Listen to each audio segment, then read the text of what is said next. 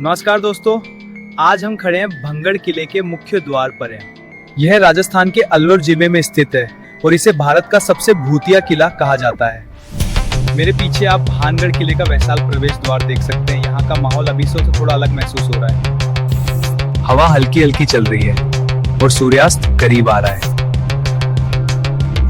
यह वही किला है जिसे भारत की सबसे रहस्यमयी जगहों में गिना जाता है। यहाँ साफ लिखा है सूर्यास्त के बाद प्रवेश वर्जित। आखिर क्या है ऐसा इस भानगढ़ किले में जो इसे इस रहस्यमयी बनाता था। चलिए अब अंदर चलते हैं। जैसे ही मैं भानगढ़ किले में प्रवेश कर रहा हूँ, सन्नाटा साफ महसूस हो रहा है। यह सूरज ढलने के बाद यहाँ रुकना मना है।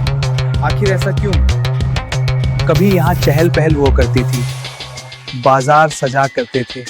आज वही बाजार खामोश हैं, सिर्फ पत्थर और सन्नाटा बचा है। इतिहास की ये दीवारें आज भी अपने बीते समय की कहानी सुनाती हैं। यहाँ कभी पूरा बाजार लगा करता था, लेकिन आज सिर्फ खंडहर बचे हैं। यही वो स्थान है जहाँ कभी राजमहल हुआ करता था। राजा माधो सिंह ने इस किले का निर्माण कराया था।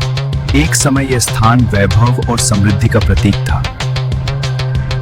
इस किले की सबसे प्रसिद्ध कहानी है राजकुमारी रत्नावती की। कहा जाता है एना की सुंदरता की चर्चा दूर दूर तक होती थी।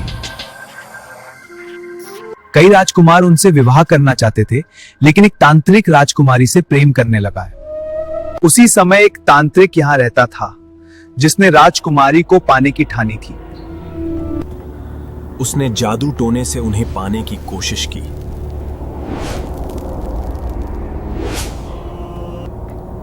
उसने जादू का सहारा लिया। एक इत्र की शीशी पर उसने मंत्र पढ़ा, लेकिन उसकी चाल राजकुमारी ने समझ ली। उन्होंने वो शीशी फेंक दी और वो पत्थर बनकर तांत्रिक की ओर लुढ़क गया